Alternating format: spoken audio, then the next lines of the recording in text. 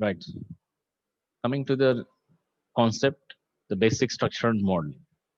As we already studied the basics of the UML, just for a glance for you, this is the concepts what we have learned the last class, the building blocks. Hope you have remember that building blocks as well.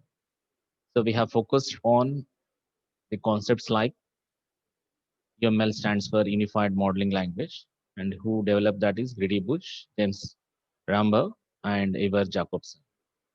And UML definition of UML is a modeling language for visualizing, specifying, constructing, and documenting the artifacts of software system. Please remember that definition of UML.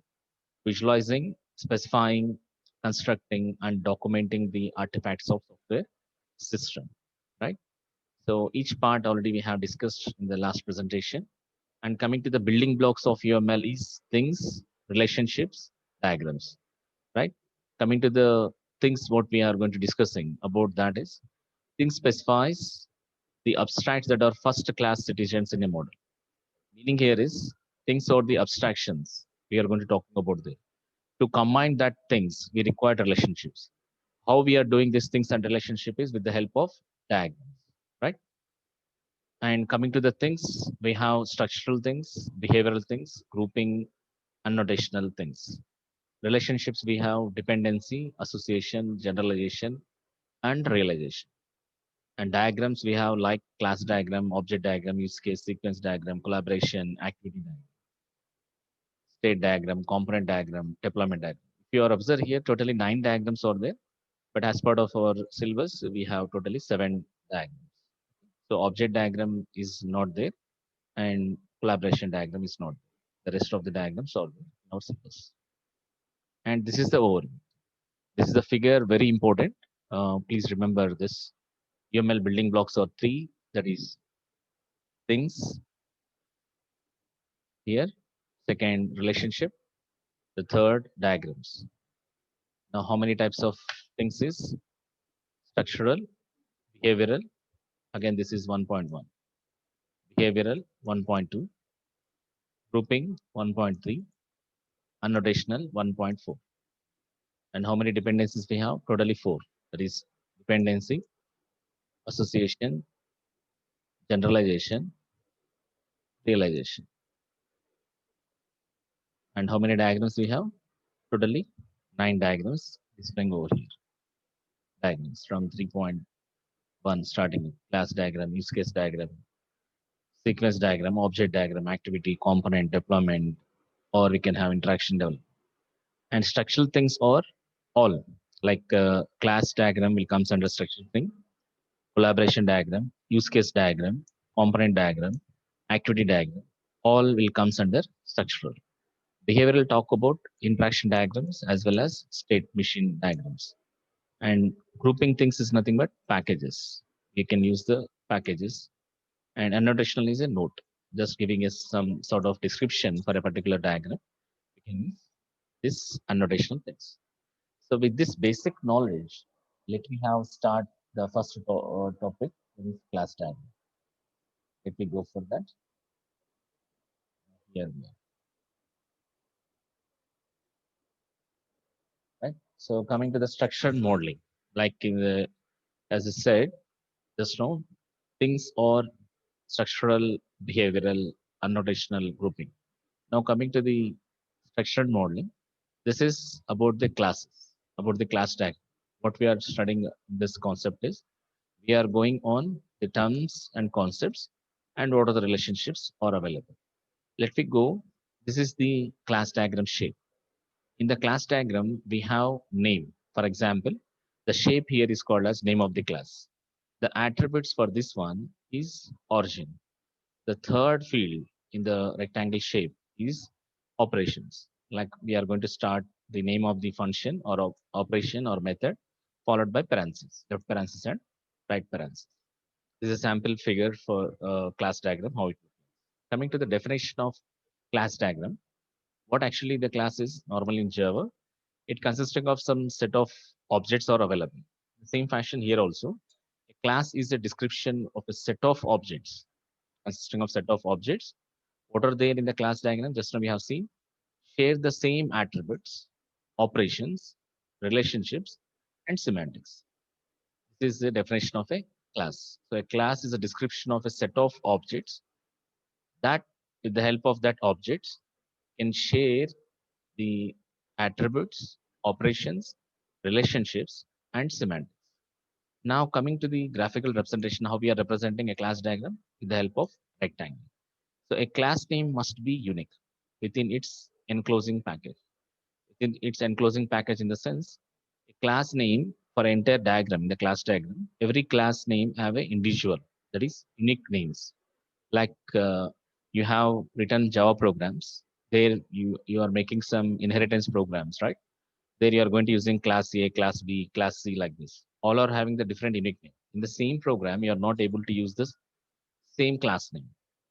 And every class must have the name that distinguish it from other classes. So a name is a textual string. Remember the how we are going to give the names for here is a textual string. That the name alone is known as a simple name and a path name. So a name can be given for a class name as a simple name or a path name. So normally simple name, just now we have seen shape or rectangle or square or any other class name, class A, B, C, like this. Coming to the path name, it has to given as the class name prefixed by name of the package in which that class lies. For example, I'll show you an example here. If you see the simple names at the left-hand side, temperature sensor is the one class name, it's a simple name. Customer is another simple name. Wall is another class name. These are the simple names. While you're coming to the path names, like for example, if you're considering already are aware about the importing Java packages, how you are importing Java import space java.io dot if specific package scanner or IO reader, or if you want system class again inside that, you can use java.io dot scan or buffer reader or java.io dot system. Like this, you can use it. Most of you are using star, java.io dot star. But when you are mentioning that type of things, name that is Java, the path name has to mention. Java is an interpreter there, Java, and followed by the package name. Inside the package, what type of class you are going to use it. So this indicates this is the one class name. What's class name? Rectangle. Where it is coming from? AWT package. AWT is coming from Java interpreter because all the packages are executable one. So all are going to separate it with two double colons. So here single colon is not to be used because single colons can be considered as here the explanation why we are not using single colon. A class name may be a text consisting of many number of letters, numbers, and certain punctuation marks, except we can use the punctuation marks in the class name also, except colon has not to be used because which is used to separate a class name and the name of its enclosing package. Here, because already we are using colons for making a separation between package name and class name. That's why you can use the class name as any numbers, letters, any certain punctuation marks, but don't be use colon. And many continue with several lines. In practice, class names are short nouns, noun phrases, or draw from the vocabulary of the system you are modeling. And coming to the attributes, the second part of the class is attribute. So what actually attribute talks about? A attribute is a named property, like we are going to using a variable in our normal programming language, here also called as attributes. So named property. Named property means name, address, phone, birthday, like birth date. Like this, there are name property of a class that describes a range of values. Like we have different values for integer, float, and any other sort of data type we are going to use. Range of values that instances of the property may hold. May hold in the sense the value that is going to holding in the attribute. So simply an attribute is a named property of a class that describes a range of values that instances of the property may hold. So a class may have a many number of attributes or no attributes. It depends on our interest. Right? Always is not mandatory. We have to use just for example for printing a statement in C programming or in any Python. Don't need of any variable. Just you can use a print statement right? At the time, there is no attributes are required. That's why a class may be consisting of many attributes or no attributes. So an attribute represents some property of the thing in the sense what actually it consists. For example, if you are taking the property of a man is a class, properties are is like color, height, weight, all sorts of all the properties. So that is going to be sharing further. So a property here is an attribute for this. So this is how we are going to representing these different attributes for a particular class called as customer. And see another way we can represent, just now I have said you that you can represent the attribute directly with the name or followed by stating its class and possible by a default initial value. Default initial values at the left hand side here, all are the attribute names. What type of data, what type of property it is, you can mention. Height is a float, width is a float, and thickness is a float. Like is loading, that is load bearing is a boolean value. If you want, we can mention the value also equal to 4. Like this also we can mention the attributes. Not only directly we can give only name, address, phone, birthday. Directly we can also use the type, that is the attribute stating with the value also, default value or default visibility. Or we can have the type of the type of the attribute also we can give it separated with colon. Coming to the third part of the class is operation. Operation normally called as normally method, a functionality. What type of functionality a class can we do there? That we can mention with the help of operation. Right? Now we'll see an operation is the implementation of a service that is requested from any object of the class to affect behavior. For example, you have a method called as in your class, a method is a add in a class A. Now, how you are going to be calling that add method? First, we create an instance for class A. A space some small A1. A1 is a object there for a class A. How to call that? A1 dot the corresponding function, that is add. A1 dot add. The same fashion is the implementation of a service that can be requested from any object of the class to affect behavior. In other words, simply we can call as in other words we can call as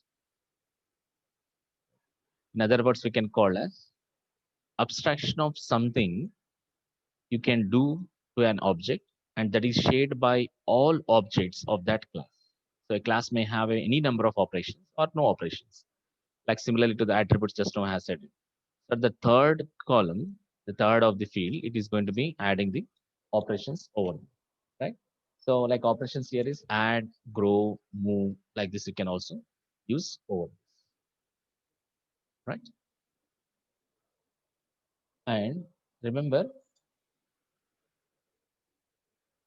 here, another way we can represent the operations or like how we are calling the methods with the help of 0 parameters or 2 parameters or 3 parameters. It depends on our interest. In the same fashion here also operations like reset, set alarm. Directly we can call T is an object here for a temperature class. Directly we can pass the parameter or objects directly where it will be affected. Or else you can use like this also.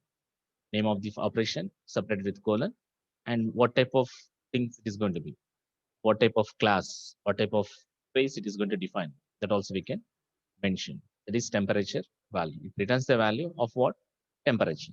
It set the alarm for what? Temperature. Like this, we can also mention the operations. So operations with their signature separated with colon. Here, similarly for attributes also, we are separating with colon. And coming to this attributes and operations, how we can organize this. Like in the programming, when you're writing, we are maintaining some documentation. For every 3 lines of code, we are specifying a comment, right? Single line comment or multi-line comment. That comment indicates what the next 3 lines of the code will do. Whether it is a declaration, whether it's a definition of so and so function, or whether it is a something that you are defining. In the same fashion, here also, if we have multiple operations, we have multiple attributes, we can specify with the help of stereotype. So stereotype is similarly like as a comment in other programming languages. What it will be do here is the stereotype will do as descriptive category by using the stereotypes. Means we can make each group with some descriptive category. Descriptive category means so this is like for example, here in this figure, if you observe carefully, in this figure it is talking about new policy This is two. Or constructors. New and new is the constructors. Process of zero order. This is a process. So stereotype can be mentioned in the like this. Stereotypes can be in like we are adding the header files, right? In the C language or any other C language, angular brackets. So two angular brackets you are mentioning for specify the stereotype. So stereotype is like as a comment or describing something about that functions or attributes. Functions in the sense operations here. Like here, another stereotype is a query. This true or talking about query. So this operations talks about helper. Right? Like this, can also use stereotypes in this. And responsibilities of these stereotypes is like just now I explained. No need to be bothered about that one. And we have one more. Uh, we have one more for the we can add in the class diagram. One more field that is responsibility. But up to for drawing our diagrams, responsibility is not that much of important. But for just for a glance for you, a responsibility can be add as what type of things can we do that class. A responsibility is an contract or an obligation of a class where you can create a class. You are making a statement that all the objects of that class have the same kind of state and the same kind of behavior. As an example, look here, as after the name of the class attributes operation, as the fourth one, it is going to talking about responsibility. What this fraud agent class will do determines the risk of a customer order, handle customer specific criteria for fraud. Like this, also you can add a responsibilities over there. Responsibility in the sense, what type of theme of that class will do, what is the main objective of that class, what type of task it can be go to by that class. That we can specify with the help of responsibility. And coming to the next part of the class diagram is a relationship. So what we have discussed till now, we have focused more about how the shape of the class look like. What are the things will be in class? Attributes, name of the class, attributes, operations. Each how we are mentioning the name, the help of simple names and path names. How the attributes are going to be defining. Attributes can be a named property, describe a range of values that instance of that property may hold, and attributes can be specified normally with the normal attribute name or attributes with class names. And operations is like we are making fulfill a particular task by calling an instance of a class with the help of objects. Operations also specify the name of the operations or with their signature. Signature in the sense sending the parameters, or we can use directly the class name for what it is going to return. And how we are going to be organizing attributes and operations with the help of stereotypes. You can, if you want, you can use the stereotypes as well, like a comment. And responsibilities also to specify the things what the class will do. We can add as one more column, one more row in that rectangle shape of the class. We can add the responsibility. Coming to the relationship, as I said, the building blocks inside that we have relationships also. So these relationships having four. For the class, we are going to using three: dependency, generalization, and association. So as already you are aware, like dependency symbol, you have remember dependency symbol is dashed lines. This is a dashed lines and make a arrow mark. This is dependency. Generalization have this symbol with like association director line. If you add a rectangle here for the association, becomes generalization. To make an association as a dashed lines, then a arrow will be there. So there is a dependency. Let me talk about in detail. See carefully the example for overall the three relationships. This one. Here I am taking an example. Window is a class here. Event is another class. Console window is another class. Dialog box is another class. Control is another class. Right. Now totally five classes are available here. For window, any attributes are there? No attributes. Right. No attributes are available. What are the operations of window? Open, close, and open here, close, display. Right. So the operations are available over here is open, close, move, display, handle event. Now, what are the things it is going to be connecting? Now, by seeing this figure, we can say easily window and here operations are there. Now, why you are going to using dependency here? Why for the console window you are going to using generation? Why you are using dialog box to control as the association relation? Meaning here is we'll conclude after discussion of this relation. Coming to the relationship definition, relationship is like a connection among the things, whatever we have, like sexual things or behavioral things, or grouping or unadditional things. In object-oriented modeling, three important relationships are there. Like just now we have said, dependency is one, generalization is another, and association is third one. Graphically, relationship is rendered as a path. Normally, we are going to make a path, right? Maybe this is a dashed lines, or maybe this one, or maybe an have a arrow mark here, or maybe have like this. Like this, also we have one more relationship like this. All these are paths, but different kinds of lines you are going to use to distinguish the kinds of relationship. Only there is a path commonly, no doubt about that. But what it differs, it differs the kinds of lines. Kinds of lines, sometimes you are using dot lines, that is dash lines. Sometimes you are going to use make an arrow mark for that, making an arrow mark for this, or making some rectangle over there. Now coming to the relationship, here we are going to talking about that dependency. So dependency relationship talks about is a relationship that states very carefully. Please take care of this relationship, because if you not understand the relationship, there is a very difficult to draw any type of the diagram. So relationship will be play a vital role, and diagrams normally you can know easily can identify the class names, but how I need to connect from class to class, that is very important. With the help of relationships only can connect it. So that states that a change in specific of one thing, changing change of specific of anything. For example, just now we have seen example window, for example, class event. Many affect another thing that uses it. For example, class window, but not necessarily the reverse. Meaning here is anything if you are going to changing there has some any changes will happen depending on that one. Then you can use change in specification of one thing may affect another thing that uses it. It's not required vice versa. Any change at one place will be reflecting, will be changing at another end. Then we can use the dependencies. The previous example, window is a one thing and event is another thing. Means thing here is class. Window is a class, event is a class. Any change in the window in that one automatically reflected at the event is reflecting that uses it. Event can do in window what you can do. You can open a window, you can close a window, any type of events you can perform. So you are performing anything in the window, it is reflecting on the event. So changing at one place is reflecting on another thing. Then definitely we have to use dependency. So dependency, how we are rendering that, how we are going to rendering the dependency with the help of dashed lines. This dashed directed line. Directed means what? This is dashed line, no doubt. Directed means there is a direction symbol. Directed line. So what is the symbol name for dependency? Dashed directed line. So directed to the thing being dependent on. Directed to the thing dependent on means in the previous example, window is a class, event is there.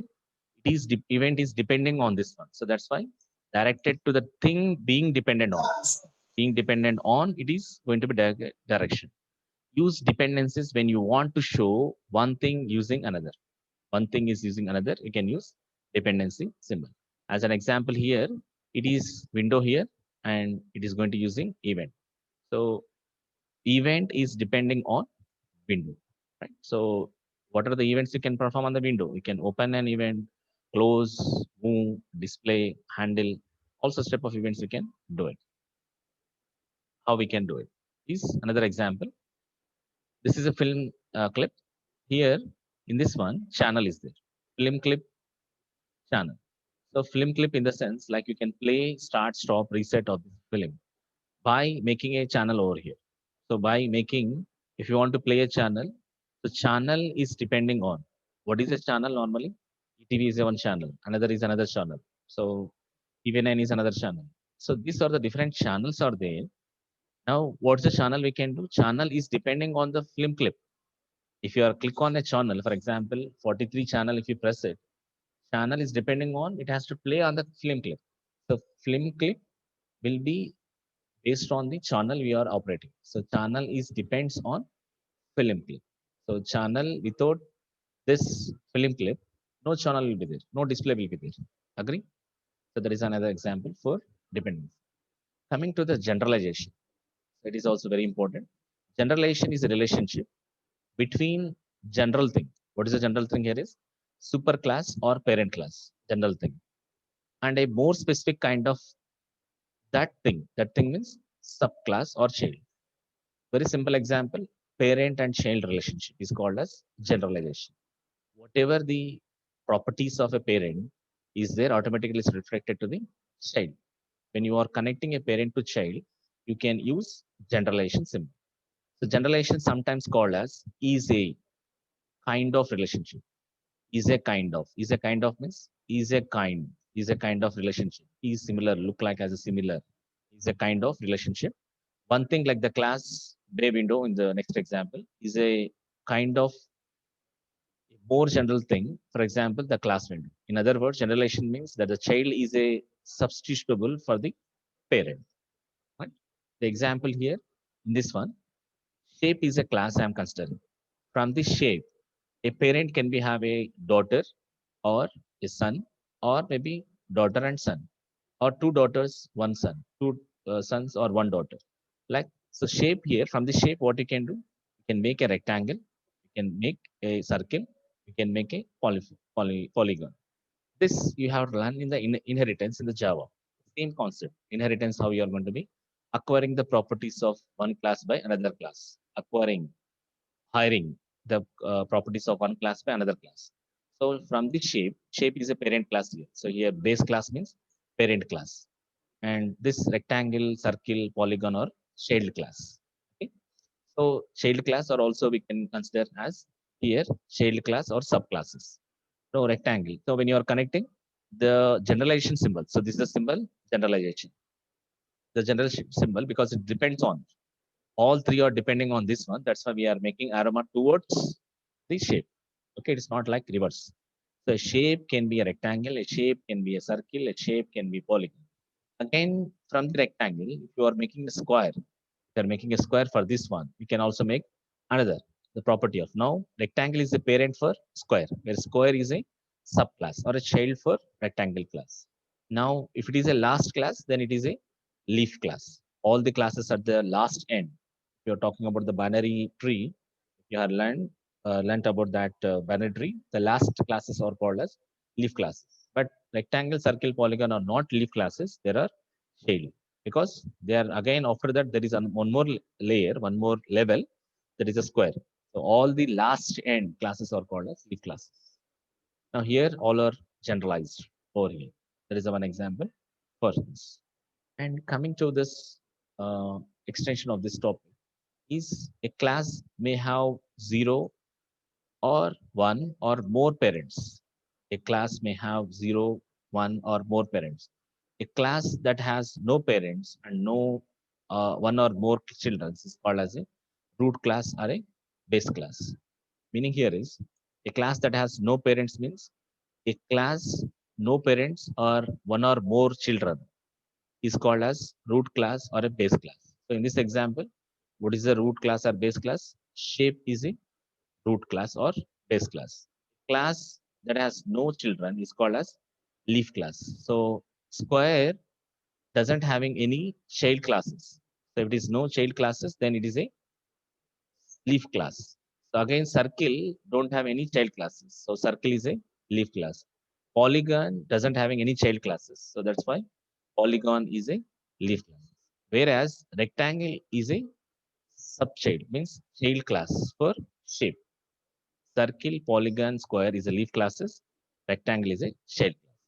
A class that has exactly one parent is said as use single inheritance. A class a class that has exactly one parent. A class that has exactly one parent is said to be single inheritance. A class with more than one parent. A class with more than one parent is called as is to be use multiple inheritance. If a class having more than one parent, then it is a multiple inheritance. Like we can class A is acquiring the properties of class B acquiring the properties of class C. Now it will be have more number of one-to-one connect. Then it is a multiple inheritance. The same concept in Java, the same here also. Now, as I said, you association, the next relationship. An association is a structural relationship that specifies that objects of one thing are connected to the objects of another thing. Objects of one thing is connected to other, objects of another thing means if it is a directly dependent. So example, an association that connects exactly two classes is called as a binary connection. If it is a more than, if the association is connection with a more than two classes, then it is called as n-ary association. So two types of association, binary and n-ary. If two classes are there, class A, class B, both are connected, then it is a binary association. If more class A, class B, class C, class D like this, you are connecting to with the help of association, then it is a n-ary, that is n-ary association. The graphical representation of this rendering of association is a solid line. Here is a solid line connected the same with the different classes. Here also, there are four adornments that apply to the association. That is, we can apply with the help of name, role, multiplicity, aggregation. So what actually adornments in the sense, let me have a look into this example. An association can have a name, the first adornment, name in the sense, like here, person, company. Person works for company. You are mentioning here works for. So this works for is called as name association. What is the symbol actually it is? It is association, no doubt about that one. The symbol, solid line is association. If you are giving on top of association anything, the description or any system describing the nature of the relationship, then that describing is called as association name. If you are making any direction, for example, if you don't mention any direction here, if you are not mention any name direction, you can also read as company works for person like this also. So to make that avoid the ambiguity, if you make some direction here, like you can easily read out that we have to read from left to right, not from right to left. So person works for company. So this giving is a name. It is called as a name direction. That's why here an association that can have a name and use that name to describe the nature of the relationship, so that there is a no ambiguity about its meaning. We can give a direction to the name by providing a direction triangle. Here we can mention the triangle that points in the direction you intend to read the name as shown below. Right? A class has a specific role. The second type of adornment of the association is a role. The second one is a role, right? So as we are discussing we are discussing the second one. The second one we are talking about. Second one. The role that it plays in that association relationship. Example, you can explicitly name the role of a class plays in an association. Here, person means employee is a role. Company is a employer. Directly, we can mention the roles here. And this is an association. If you want on top of the association, also we can mention name association as well. Right? Next, third part of this is multiplicity. As the third part of adornments is third part of the adornment of the association is a multiplicity. What actually multiplicity means? This is how many is called as. Multiple means what? How many is called as multiplicity. So in many modeling situations, it is important to state how many objects may connected across an instance of association. Across an instance of association in the sense, how many is called as multiplicity of an association role and is written as expression that evaluates the range of values or an explicit value as shown below. For example, in a company, more number of employees are there. So for example, here, this is roles, no doubt, this is association, and these symbols, association, multiplicity symbols. One, if you are one or many means one dash dots star. Star indicates multiple. So a person, a single person here. So a company, if you are reading from here to here, a company can have one to many employees. Many number of employees are there in a company. Now, in each company, that is, in each company, one or more employees are working.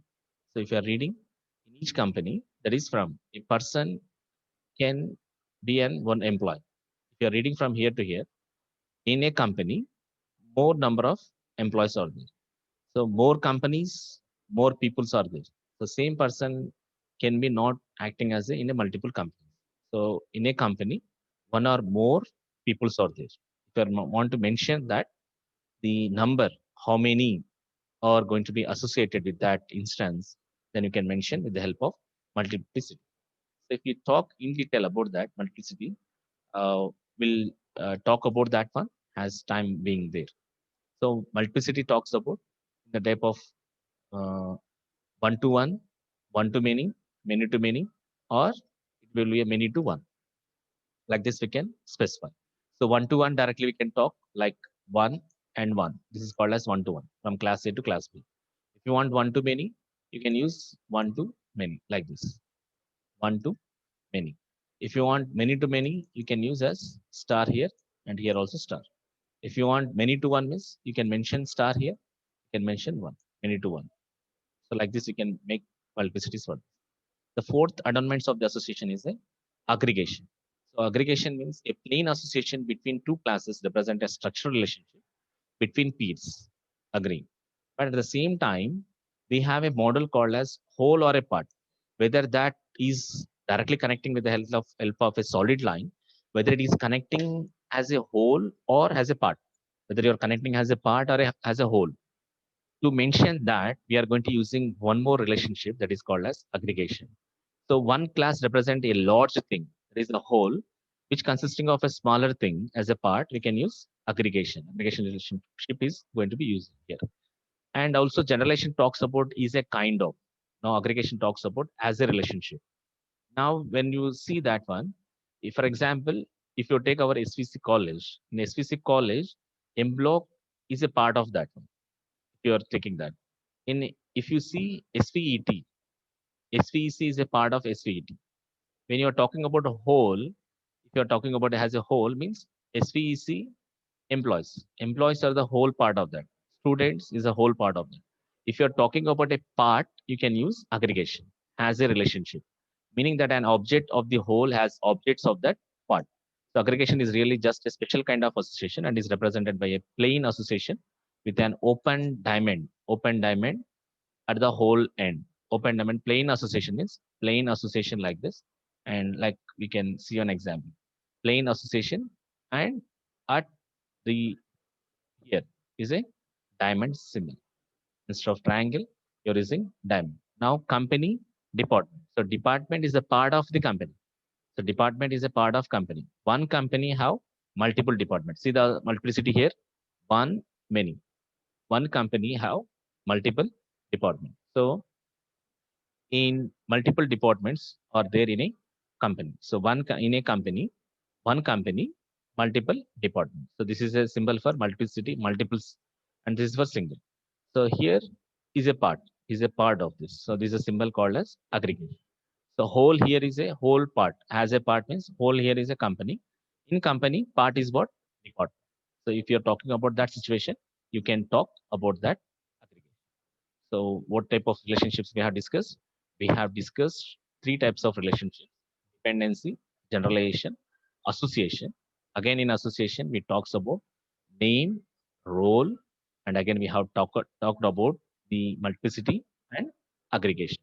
So dependency is a symbol like connecting the among the things. When we can use the dependency means when any the state that a change in specific of one thing may affect another thing that uses it, then you can use dependency. The symbol for the dependency is dashed directed line. And generalization, when you can use the generalization, when we have between a general thing, means superclass to subclass, there is a connectivity is required, then you can use generalization. Generalization is also called as is a kind of relation. So what is the symbol for generalization? You can use the association symbol. At the end, you can use triangle. Okay. And we are also having generalizations of single inheritance, multiple inheritance. Association to make that specify that objects of one things are directly connected to the objects of another, then you can use association. The symbol for association is a solid line. Those two types of associations we can use: binary association, n-ary associations. And in associations, again, we have four types of adornments: name, role, multiplicity, aggregation. Name in the sense on the top of the association relationship. If you want to mention description, the nature of the relationship, you can mention it. And also you can use the name direction also. And we have role, what type of class it is, the role. If you are mentioning on the top of the association relationship, if you want to mention, you can use the role as well. And multiplicity. So how many or it is there? how many are going to be, how many objects may be connected across an instance of an association, we can manage with the help of multiplicity. So multiplicity or many types like one to one, one to many to one, many to many, right? And as a whole means as a relationship is a aggregation. So when it is a among the whole, when you're talking about a particular part, you can connect with the help of aggregation. The symbol for aggregation is plain association, open up with a diamond symbol. So this is the example. So that's about the class diagram or so what we have discussed is class terms and concept and also relation. That's about the class diagram.